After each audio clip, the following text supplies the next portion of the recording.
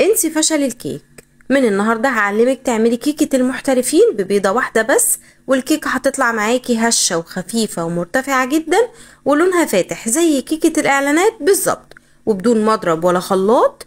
وان شاء الله هتعتمدي الطريقة دي للكيك وهتبقى كيكتك اليومية للشاي. بس لو مش مشتركين في القناة ياريت تشتركوا، وكمان ما تنسوش تعملوا شير للفيديو علشان ناس كتير تشوف الوصفة. هنحضر في الاول المكونات الجافة اللي هنعمل بيها الكيك بتاعنا.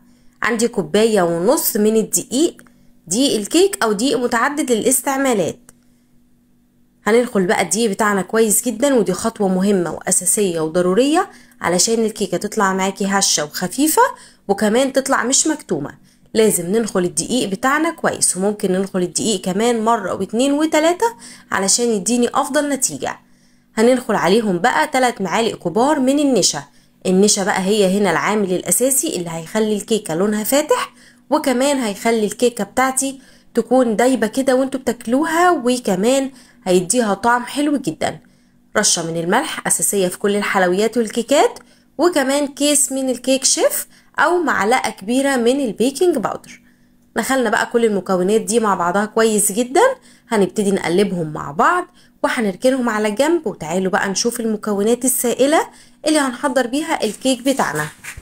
بولة كبيرة، ولازم البولة بتاعتي تكون ناشفة تماما من اي نقطة مية، وهنحط فيها بيضة واحدة بس، وهنحط عليها كمان 1.25 كوباية من السكر. طبعا البيضة دي بدرجة حرارة المطبخ، خدوا بالكم ما تكونش ساقعة من التلاجة، بدرجة حرارة المطبخ. هنحط عليهم بقى كمان ظرف كده من الفانيليا، وهنضرب البيضة كويس جدا مع السكر لحد ما البيضة تفتحي كده لونها ويكون لونها فاتح جدا وابيض، وتديني كمان قوام هش كده وفومي.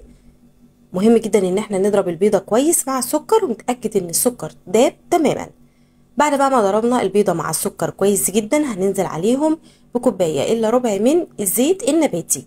ممكن نضيف نص كوباية من الزيت وعليها ربع كوباية من السمنة، برضو هتديني نتيجة حلوة جدا. هنقلب بقى كده او هنضرب الزيت مع السكر والبيضة كويس جدا لحد ما المكونات تمتزج مع بعضها. هنضيف عليهم بقى 1.25 كوباية من الحليب، ويفضل ان الحليب يكون دافي، هيديني نتيجة حلوة جدا. ولكن بإضافة الحليب مش هنقلب كتير، يا دوبك بس اول ما الحليب يختفي كده ويندمج مع المكونات هننزل على طول بالمكونات الجافة. المكونات الجافة مش هننزل بيها مرة واحدة، هننزل بيها كده شوية بشوية على دفعتين 3 لحد ما نخلص كل الكمية، علشان نتأكد ان المكونات بتمتزج مع بعضها كويس، وبنقلب في اتجاه واحد ومش بنقلب كتير. اول ما المكونات الجافة بتختفي خلاص بنوقف تقليب، علشان الكيكة بتاعتنا ما تطلعش ناشفة او مكتومة. انا نزلت المكونات الجافة كده على دفعتين 3 كده لحد ما المكونات كلها تدخلت مع بعضها كويس جدا.